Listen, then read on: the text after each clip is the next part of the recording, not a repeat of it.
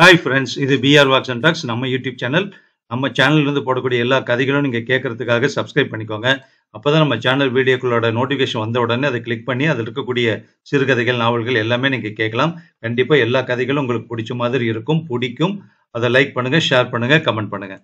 So இந்த வீடியோவில் கேட்கக்கூடிய ஒரு கதை படித்ததில் பிடித்த ஒரு அற்புதமான கதை, நேசத்தின் சுவடுகள் அப்படிங்கிற ஒரு சிறுகதை. கேட்கலாமா?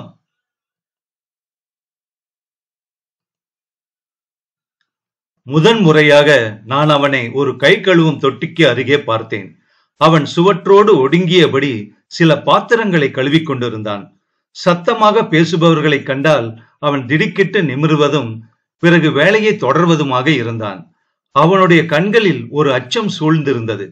அவன் இமயமலைக்கு பின்புறமாக இருக்கும் ஏதோ ஒரு கிராமத்தில் இருந்து வந்திருப்பதை என்னால் உணர முடிந்தது.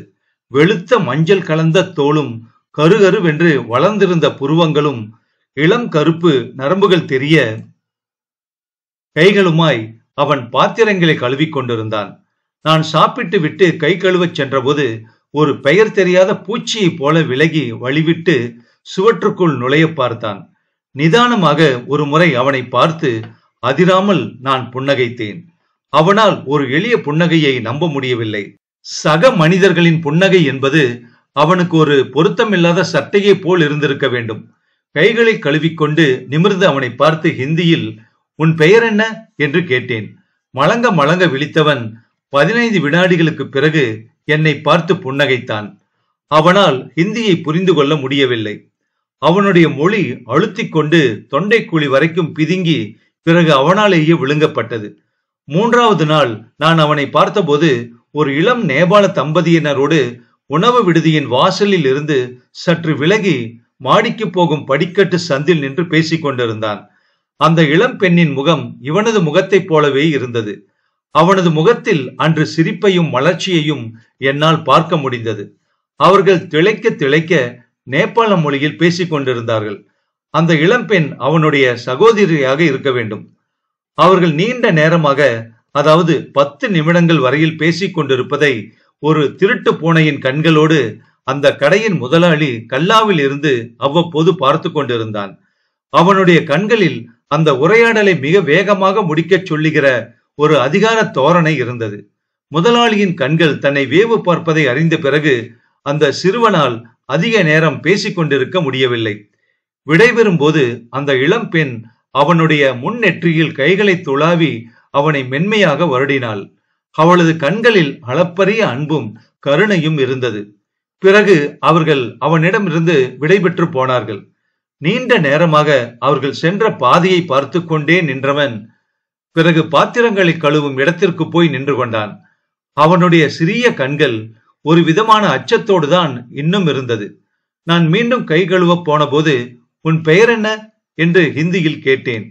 இப்போது அவனால் பதில் அளிக்க முடிந்தது. பட்ஷா என்றான்.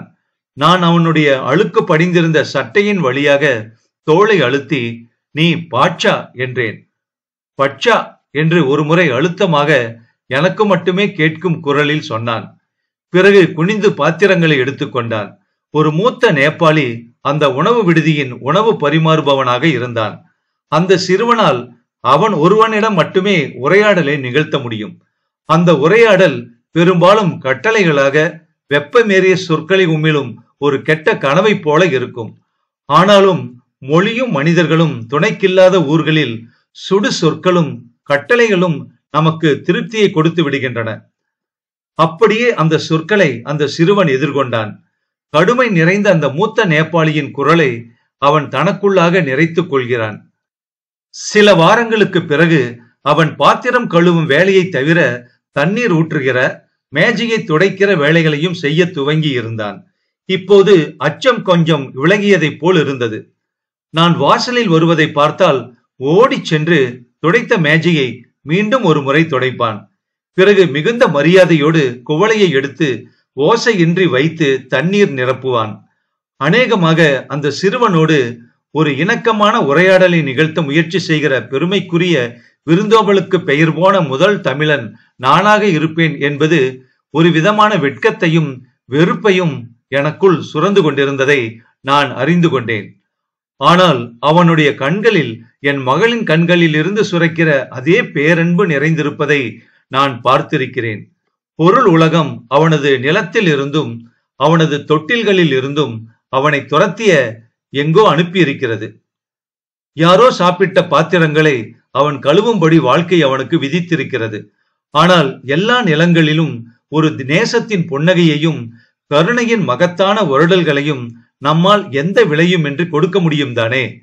உலகமெங்கும் உடலின் நிறத்தையும் நிலங்களின் ஏற்ற இறக்கங்களையும் ஊடுருவி செல்லுகிற ஒற்றை கம்பியைப் போல துயரமும் மகிழ்ச்சியும் சிரிப்பும் அழுகையும் தான் மானிடத்திற்குள் நிரம்பி இருக்கிறது.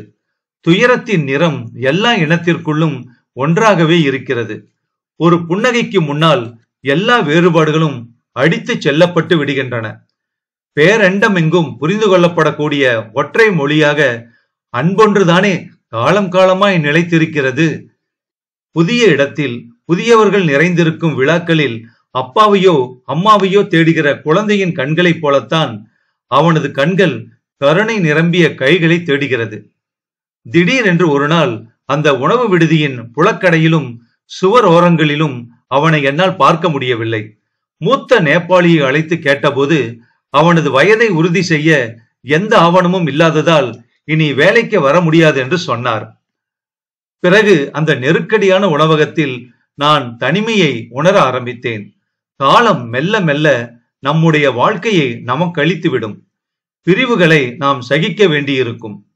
மரணத்தில் உருவாகிற பிரிவும் கூட முற்றிலும் இயலாத நிலை ஒன்றை உருவாக்கிவிட்டு கண்களை அடைத்து பின்பு பசியை கொண்டு வந்துவிடும். நாம் நமக்கென்று எஞ்சியிருக்கிற உடலின் வாழ்க்கையை வாழத்தான் வேண்டும்.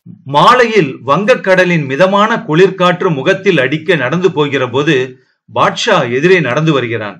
நான் இன்னொரு நண்பனோடு வருவதை பார்த்தவன் கொஞ்சமாக விலகி பக்கத்தில் இருக்கிற சிலை மாடத்தில் நிற்கிறான். கால்களை வேகமாக நகர்த்தி பாட்ஷா என்று அவனுடைய தோள்களை அழுத்தி ஒரு முறை அணைத்துக் கொண்டேன். நானும் பாட்ஷாவும் பக்கத்தில் இருக்கிற கடையில் ஒரு தேநீர் குடித்தோம். அவன் இப்போது திக்கி திணறி தமிழ் பேசுகிறான். தான் வேறொரு கடையில் சேர்ந்து விட்டதாக சொன்னான். விடை பெறுகிற போது அவனது தலைமுடிக்குள் கைகளை நுழைத்து அவனுடைய சகோதரி வருடியதைப் போலவே செய்வதற்கு நான் முயற்சி செய்தேன். அவனுடைய கண்களுக்குள் உலகின் குழந்தைகள் காட்டுகிற அதே நேசத்தின் சுவடுகள் தான் இருந்தது. எல்லாம் கடந்து பார்க்கிற போது நானும் பாட்ஷாவும் அன்பை தேடுகிற மனித பயல்கள் என்பது மட்டும்தான் நிலையான உண்மையாக இருக்கிறது. நேசத்தின் சுவடுகள் சிறுகதை முற்றும். இந்த கதையை எழுதியவர் கை அறிவழகன் அவர்கள். அவர்களுக்கு நம்ம சேனல் சார்பில் நன்றியும் வாழ்த்துக்களும்.